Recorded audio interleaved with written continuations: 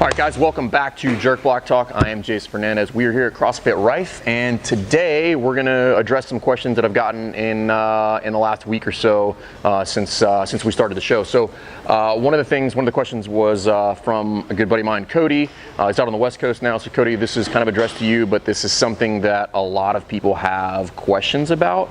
And the overarching question is, I'm really good at coaching classes. I'm en route to mastering that skill, but now my problem is, how do I replicate myself as a coach? And I think that's something that fundamentally people struggle with. If you've never been in a scenario where you're required to train other people to replace you, this can be something that it can be very, very challenging for a lot of people.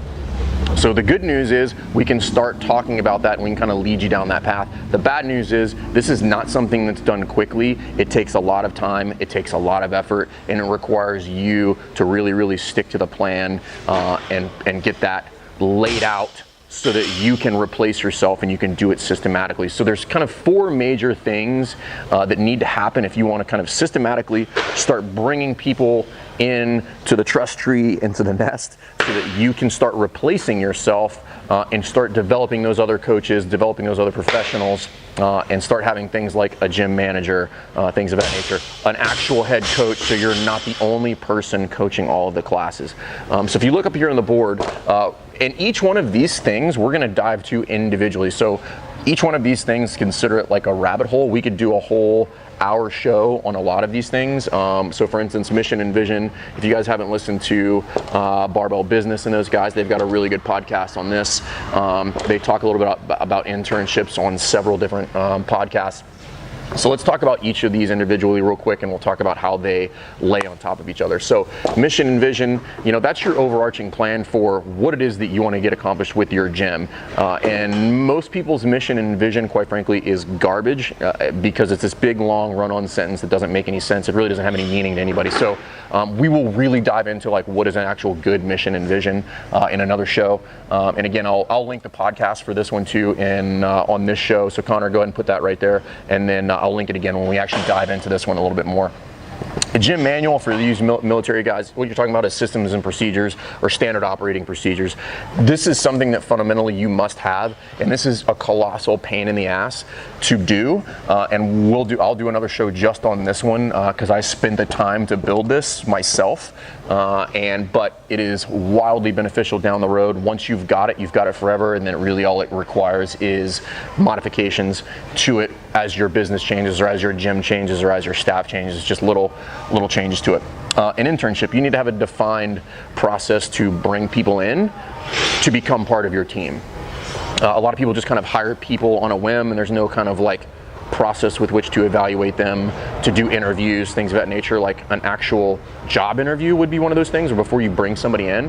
And we'll talk about that with internships. And then a continuing education plan so that you can develop your people after you onboard them, because even if you have all of these things in place, you have a killer internship, that's not the finished product when you bring that person on. You have to have a plan with which to fundamentally continue to give them information, to give them education so that they can continue as a professional and they can develop as a coach. So that's got to be laid out. And really, what I'm going to tell you is, if that's something that you're struggling with, is like how to replace yourself as a coach, this is going to sound harsh, but just hear me out on this one. It's because you don't know what you're doing. And I say that meaning this. It's not that you're dumb or you don't know what you're doing. It's that you haven't defined what you're doing. And it's just like CrossFit. I love relating things back to CrossFit because everybody gets it. Everybody understands that CrossFit is constantly varied functional movement performed at high intensity, okay? And that fitness is increased work capacity across broad times and modal domains. So it's defined.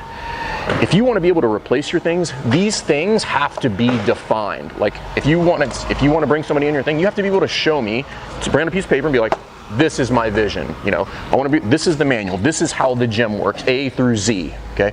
This is the internship. This is how long it takes. This is the evaluation periods. This is how frequency. This is how, this is what the end result can or cannot be. And then continuing education plan. This is the plan. This is the expectation. This is what we will provide. Things of that nature. These things have to be defined.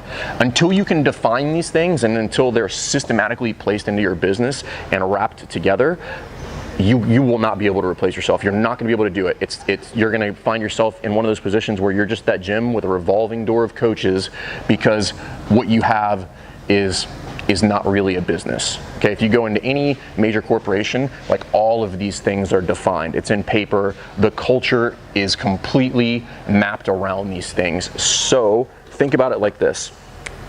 See if you guys understand kind of a Venn diagram. If this is your mission and vision, right? This is it here. The other three things, they should overlap, okay? And they should overlap and they should all point towards the mission and vision, okay? Every time you reference one, it should be pointing to the other, okay? And again, that's why this takes a really long time to develop, so that they systematically feed into each other. And every time something happens, you can make a decision based on, well, does that fall in line with our mission and vision? If the answer is no, then you ditch it. When you're doing internships and somebody's not doing what they're supposed to be doing, you're saying you're not doing what you should be doing based on the mission and vision and based on the SOP that I gave you, that it's written out line by line. You're not fulfilling that thing, so internship is terminated. So that's really fundamentally how you begin to start doing that and begin to start training people. And what I'll tell you is, once you get all these pieces in place, you'll be able to spend your time here, right? Because all of these things are defined. There's a clear path, there's a clear system, there's a clear timeline for how to get people to this point. And now you can start spending most of your time mentoring and spending all your time on leadership and not on your time on like, why aren't the people showing up on time? Why are they not doing things the way that I want to? And it's your fault, because again, you don't know what you're doing. And when I say you don't know what you're doing, you haven't sat yourself down, and you haven't dumped your brain onto a piece of paper so that it is an actual definition that you could take and hand to somebody and they could literally read it and understand what it is that you're doing, how you're doing it, and when you're doing it. So this is the beginning of that conversation, and this is a huge piece of coaching, is pulling yourself out of the weeds to that 30,000 foot level, starting to frame these things so that you can put those systems and processes and that big vision in place. And when you bring people in, you just explain that to them. Be like, okay, you want to come work here? This is who we are, blah. Okay, so that's the very beginning of how you guys do this.